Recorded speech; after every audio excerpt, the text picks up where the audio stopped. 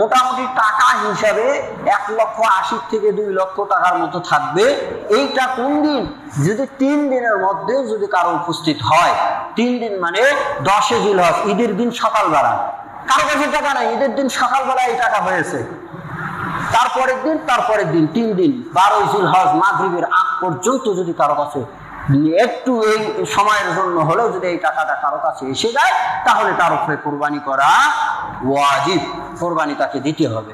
এখন এইখানে দিতে গিয়া দেখা যায় যে হচ্ছে ওই স্বামী স্ত্রী মহিলার উপরে আরো কোরবানি খুব দ্রুত আসে, তাদের হাওয়াইটা আসতেই নেই। মনে করেন নিত্য প্রয়োজনীয় জিনিস, তার মোটরসাইকেলের প্রয়োজন আছে, মহিলা মানুষের মোটরসাইকেলের প্রয়োজন আছে নাকি? নাই তো। বড় বড় মোবাইলেরও প্রয়োজন নেই, সুতরাং ওটাও হিসাবে আসবে।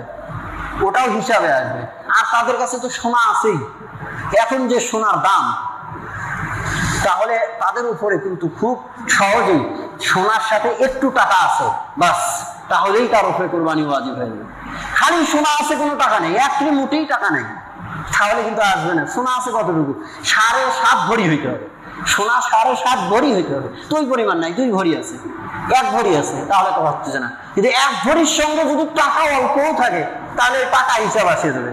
টাকা হিসাব আসলেই 2 লক্ষ টাকার মতো, তাহলে খুব সহজেই মহিলাদের উপরে কিন্তু কোরবানি ওয়াজিব হয়ে যায়। কিন্তু মহিলারা করে কি, যে ওই যে স্বামী দিতেছে, স্বামী আছে, আবার অনেকটাই বাপ আছে, বাপ থাকতে ছেলের না, ছেলে কোরবানি করা একখানে খায়, কিন্তু এদিকে আলাদা টাকার মালিক আছে, বাপ বেটে এক সংসার চলায়, তা সত্ত্বেও দেখা যাচ্ছে যে ছেলের আলাদা ইনকাম সোর্স আছে, বাপের সম্পদ জমি জমা বন্টন হয়নি, কিন্তু আর একটা আলাদা ইনকাম আছে, কিংবা জমি বন্টন করে দিচ্ছে, তার প্রয়োজনীয় অতিরিক্ত জমি আছে, তাহলে তাকে আলাদা কোরবানি দিতে হবে। এখন এইখানে যে বাপ আছে, সন্তানকে কোরবানি দেওয়া এটা কেমন? বাপ বেঁচে আছে, আবার অনেকদের বাপ দুনিয়ার থেকে চলে গেছে, তারও নাম নিয়ে ঘিরাঘিরি, না আমার নাম নয়, আমার বাপের নাম দেন। আরে বাপরে বাপ, এখন এই দুনিয়াতেই নেই, আবার ওনার নামে কোরবানি। সওয়াবের জন্য দিতে পারেন, আপনি আগে আপনারটা আদায় করেন। মৃত ব্যক্তিদের জন্য দেওয়া যাবে, ইসালের সওয়াবের জন্য দেওয়া যাবে, কিন্তু আপনারটা আগে আদায় করতে না হবে। এই জন্য নাম দেওয়া জরুরি না, আপনি নিয়ত করবেন যে আমার উপরে যেটা ওয়াজিব, আমার স্ত্রীর উপরে যেটা ওয়াজিব, সেটার আমি নিয়ত করলাম।